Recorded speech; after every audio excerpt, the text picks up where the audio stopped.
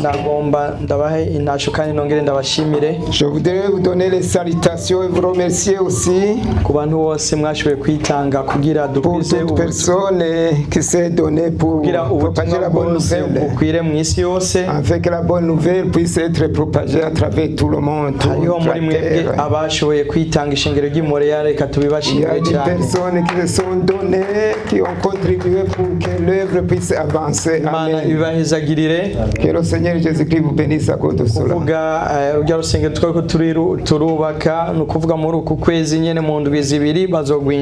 Parce que l'église que nous étions en train de construire au Burundi, dans 2 semaines, on va l'inaugurer, on va commencer à prier à l'intérieur.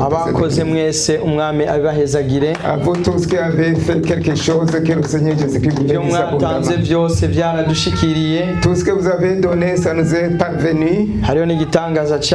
Il y a un miracle qui s'est passé à la dernière journée, à la dernière minute.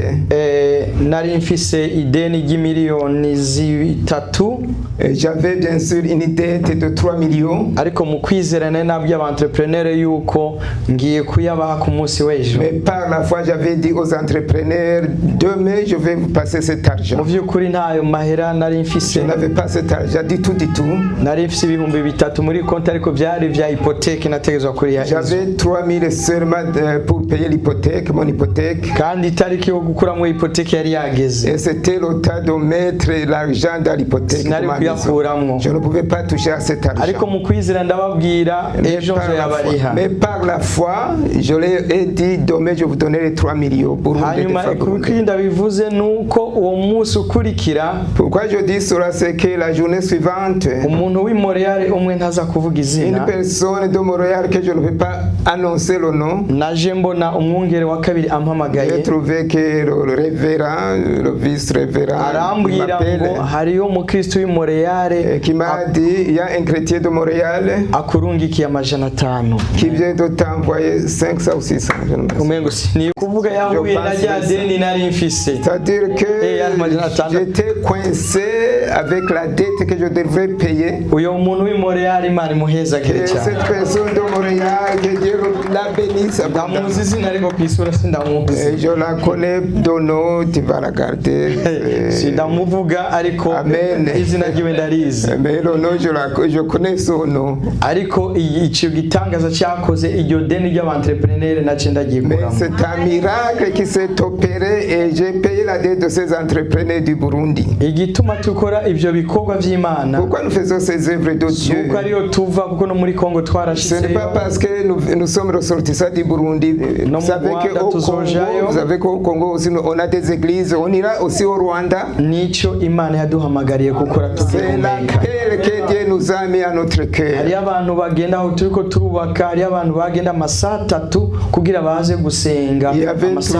Il y avait 3 personnes, plutôt il y a plusieurs personnes qui faisaient 3 heures de marche pour arriver à l'église.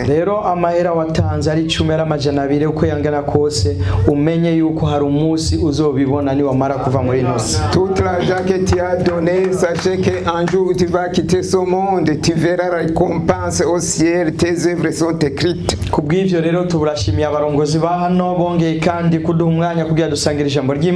cause de cela, nous remercions les dirigeants de cette église qui nous ont donné l'opportunité de parler la parole de Dieu ici. Et nous allons commencer à parler de la parole de Dieu. On m'a donné du temps. Et je vais aller vite pour que vous ayez le message de Dieu. Amen. Notre Dieu est bon. La parole d'aujourd'hui, que tu la prennes au sérieux, que tu la prennes au sens scripture. Surtout ça regarde les serviteurs de Dieu. Et ça regarde aussi l'église de Dieu. Vous qui avez été appelés dans les derniers jours du temps et qui œuvrent dans des moments difficiles, la parole de Dieu qui m'a donné, ça dit tel que l'église devrait être, abakozi b'Imana bahamagawe bagomba kumera les serviteurs de Dieu qui ont été appelés devaient se comporter dans les derniers moments de fin de temps. Amen, amen. Je commence à prier. Aussitôt que je suis entré dans la parole de Dieu, il y a une chose que je n'avais pas compris. La Bible nous dit ceci. Elia va revenir. Et puis je me suis demandé, puisque la Bible nous dit que c'est Christ qui va revenir. So Elie qui va retourner. Ça va venir Elie et ça va venir aussi le Christ. Et je suis allé dans la parole. Et ici en haut, pourquoi les scribes et les sages ont dit que Elie doit Je n'avais pas compris pourquoi Jésus dit mais quand j'ai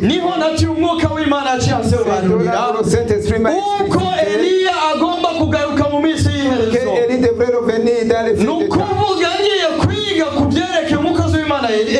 pour dire que le serviteur de Dieu Elie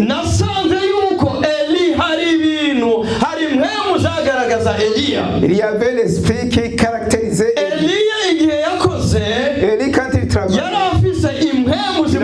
Il avait un esprit une puissance que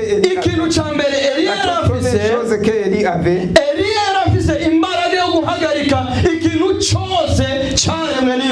Il était capable d'arrêter toute chose qui a été créée par Dieu. La Bible nous déclare dans 1 Roi chapitre 17 verset 1. Quand Élie a vu les péchés qui ont été apportés par Rahab, il était fâché. Et il a dit au roi d'Israël, à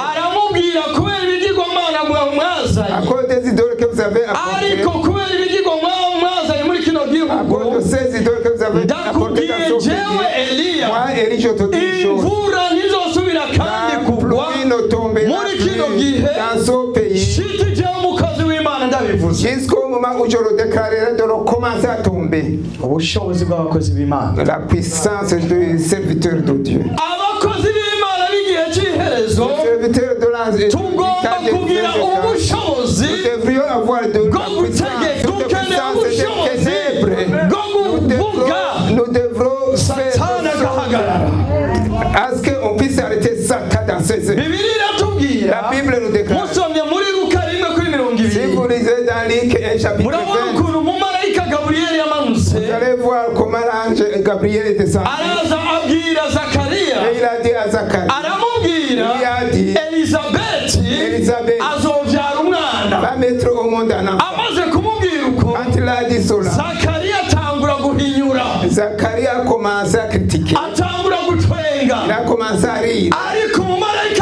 Mais l'ange du Seigneur lui confirme, Zacharie, puisque tu n'acceptes pas ma parole, moi en tant qu'ange Gabriel, j'ai été envoyé par Dieu. Tu ne parleras plus jusqu'au moment où s'accomplisse la Bible nous déclare, il est devenu muet. La puissance de Dieu. Les serviteurs de Dieu. Nous avons besoin d'avoir cette puissance de Dieu du ciel, afin que cette puissance se manifeste dans ce monde des ténèbres, parce que c'est lui qui nous a envoyé. C'est lui qui nous a envoyé. Il est feu. Nous sommes les ambassadeurs du ciel. Et c'est pour cela qu'on doit donner l'ordre, en fait que ici la terre nous obéisse.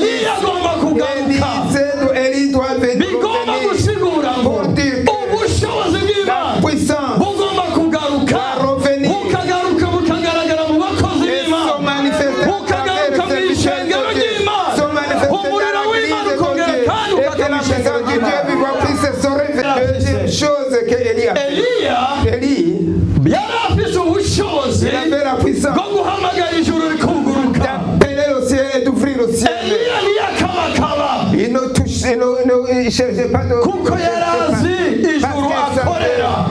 Il servait au ciel. Agahinyuza karabonetse Karumeli. Et voilà qu'il a proclamé ça s'est concrétisé. Musomye kuri 17. Quand vous lisez dans verset aho nyene mu bami ba mbere premier roi verset 7:14 murabona ukuntu Abisirayeli aho yazanye igigwamana vyiwe. Les Israélites avaient apporté leurs idoles. Azarayi abafumu bose. Ils avaient apporté leurs ariko Eliya yashavuye gose arababwira ngo tugende ku musozi Karumeli. Et Élie les avait dit on va voir Dieu que vous servez. On va voir le Dieu que vous servez. Nous allons voir la puissance quand ils arrivent à Carmel. Il leur a donné du temps. Faites tout ce que vous voulez. Faites tout ce que vous allez parler. Mais je vous attends. On va voir. Le vrai Dieu que vous servez. Il va se manifester. Il leur a donné du temps.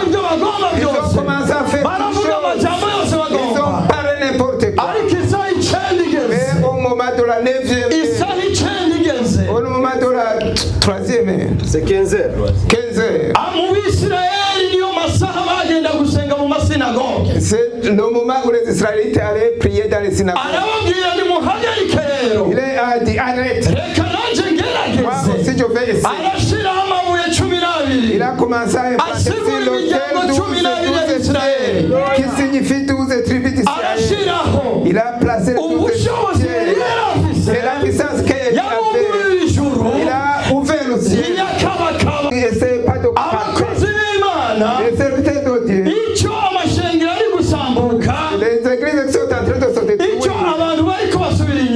Les gens sont en train de rétrograder. Parce qu'ils sont fatigués. Ils n'ont pas plus des serviteurs de Dieu qui sont remplis de puissance. Ils sont incapables de résoudre les problèmes. Ils courent derrière les sorciers plutôt que de courir derrière les serviteurs. Élie, il a dit seulement 3 paroles. Il a dit 3 paroles. Éternel, Dieu d'Abraham, Dieu d'Isaac, aujourd'hui, que tu puisses être révélé que je suis ton serviteur. À partir d'aujourd'hui, qu'on reconnaisse que je suis ton serviteur.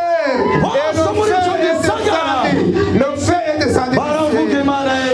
Et à travers toute la vie, on a reconnu qu'il y avait un Dieu qui le Dieu d'Élie, c'est le seul Dieu à qui on doit adorer. Les serviteurs de Dieu, ils n'avaient pas les chantres, les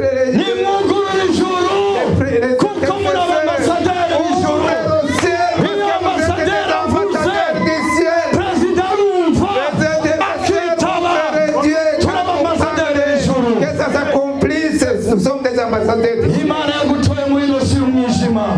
Dieu t'a choisi parmi les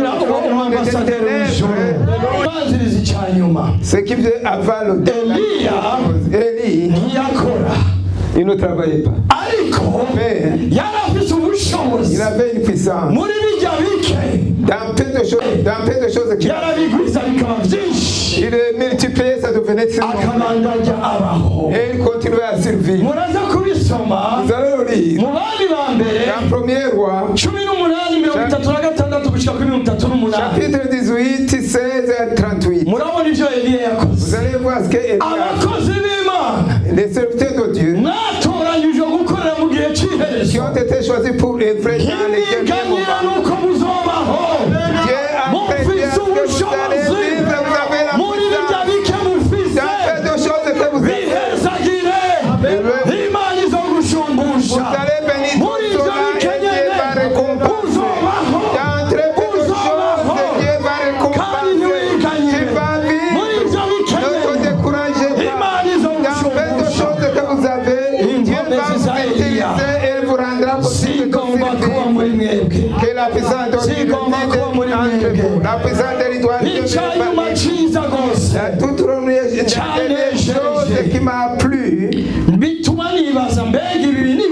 Jusqu'au moment où je me suis demandé que c'est la réalité, Élie, il est monté au ciel sans mourir. Il est monté au ciel sans passer par la mort.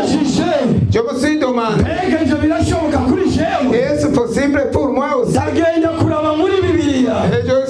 j'essaie de scruter la Bible. C'est possible aussi. Alléluia. Amen. Et on va lire dans 1 Corinthiens, chapitre 15, 51 à 52. Et je me suis demandé c'est possible. Abikorino ba mbere igice cya 15 dore ku murongo wa 51 haravuga ngo ehe ndababarira akabanga tuzosinzira twese ariko twese tuzohindurwa mu kanya gato mu kanya nkako gukubita ingohe. Hallelujah. Aho inzamba y'iherezo izovugira kuko inzamba izovuga abapfuye bakazurwa batagishobora kubora natwe tuzohindurwa kuko uyu mubiri ubora ukwiye kuzokwambara ukutabora kandi umubiri upfa ukwiye kuzokwambara. Hallelujah. Amen. C'est possible. Mais c'est possible. Pas tous mourir. Il y a des gens qui vont aller au ciel sans passer par la mort. En un clin d'œil. En un clin d'œil. Nous allons être transformés. Nous allons être transformés. Et les morts vont être ressuscités. Ils vont nous ressembler. On va pour voir notre Dieu. Nous n'allons pas mourir nous tous. En un clin d'œil. Si tu es en train de marcher, tu vas être transformé pour aller accueillir le roi des rois, notre Seigneur Jésus-Christ dans les airs. Serviteur de Dieu, bien-aimé Église, ayez la force, ayez l'esprit qui domine dans Élie. C'est ça qu'on a besoin de ces derniers moments. Les serviteurs de Dieu, s'ils ne sont pas bien de cette puissance, nous n'allons pas résister dans ce monde. Ahab va parler une seule fois et on va fuir. Les lois de ce monde, ils vont nous faire peur, on va fuir. Mais si nous avons la puissance du ciel, qu'on en parle,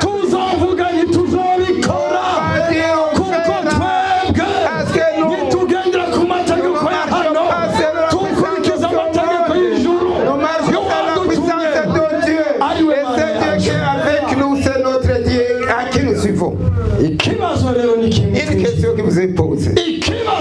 Une question vous est posée. Pourquoi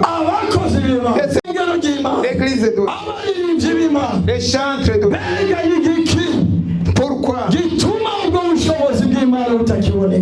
nous n'avons plus cette puissance de Dieu? Pourquoi? Il y a une cause. Il y a une cause qui nous fait qu'on lise Lévitique chapitre 5 12 à 13. Lévitique 16 12 à 13. 6 12 à 13.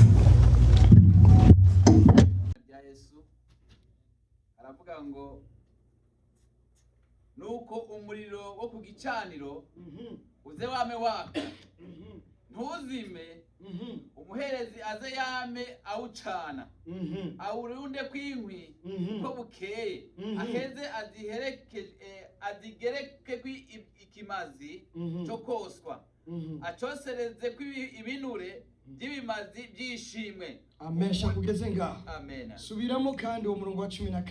Aravuga ngo nuko umuriro wo ku gicaniro uze wame waka ntuzime. Haleluya. Gica kugereze ngaho. Amen. Haleluya. Ngumuriro w'Imana ugira iki? Le fait de Dieu que ça ne s'éteigne jamais. Le fait sur l'autel que ça ne s'éteigne jamais. Sur l'autel. Ça c'est une loi que Dieu a a donné aux Lévites, que le feu de l'Éternel ne s'éteigne jamais sur l'autel, que ça continue à être allumé. Sois réveillé, sois éveillé pour que votre feu ne puisse jamais s'éteindre. Lévitique 9 ou 24. Lévitique 9 ou 24.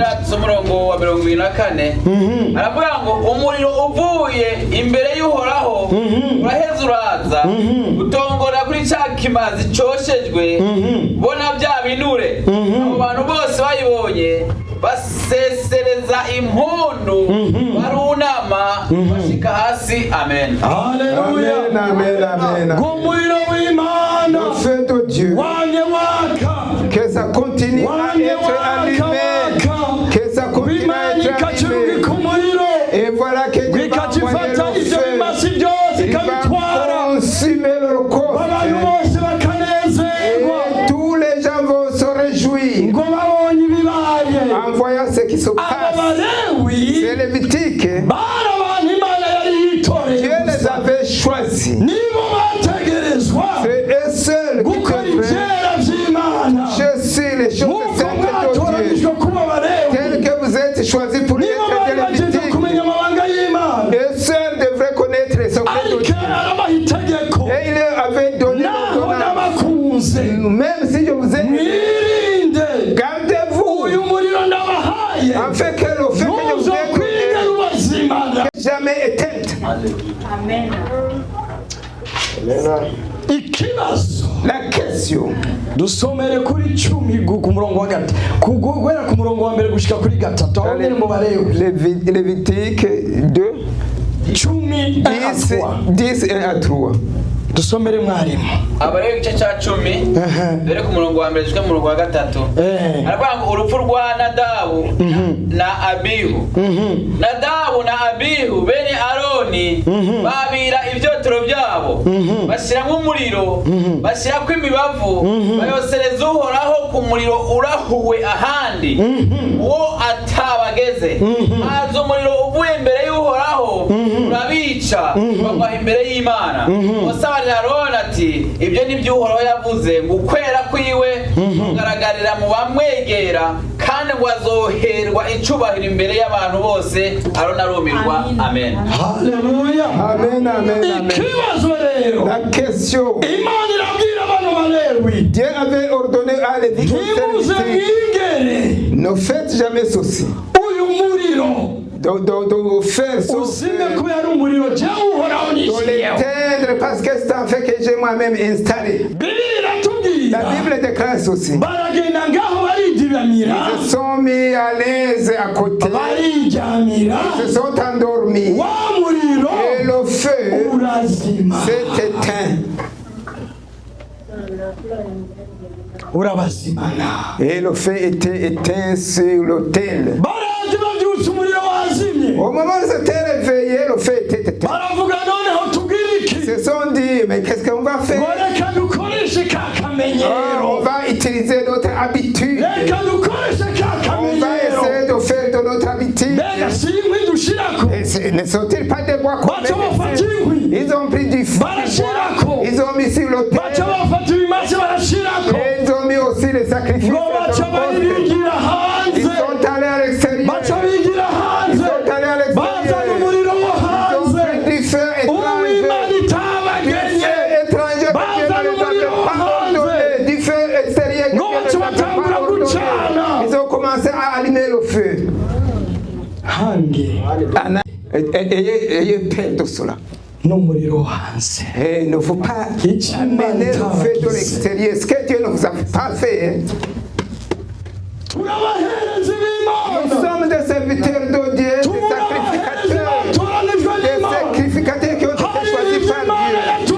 Il y a des choses que Dieu nous a recommandées. L'image de notre Seigneur que nous avons, nous ne devrons pas faire n'importe quoi. Nous avons été élus par Dieu. Nous devrons amener des choses du ciel. Il y a des choses qu'on ne peut jamais faire. Il y a des choses que Dieu nous a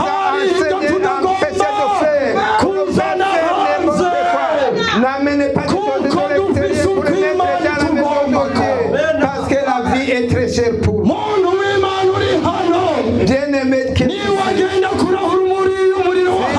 Si tu vas chercher le feu extérieur, ta famille va être disloquée. Si tu t'en vas chercher le feu et que tu apportes le mauvais coutumes de l'extérieur et que ces coutumes tu les amènes dans ta maison, dans ton foyer, sois sûr que ton foyer va être détruit complètement. Suis seulement la ligne que Dieu t'a donnée. Ils ont apporté le feu. Ils ont commencé à allumer le feu. Et le feu a été allumé. Et la Bible nous déclare au moment où le feu commence à être allumé, il est descendu le feu du ciel. Le feu du ciel est descendu. Et il a brisé tout l'autel. Et même les serviteurs, les sacrificateurs, il les a portés dans la mort. Et ils se regardaient les uns les autres.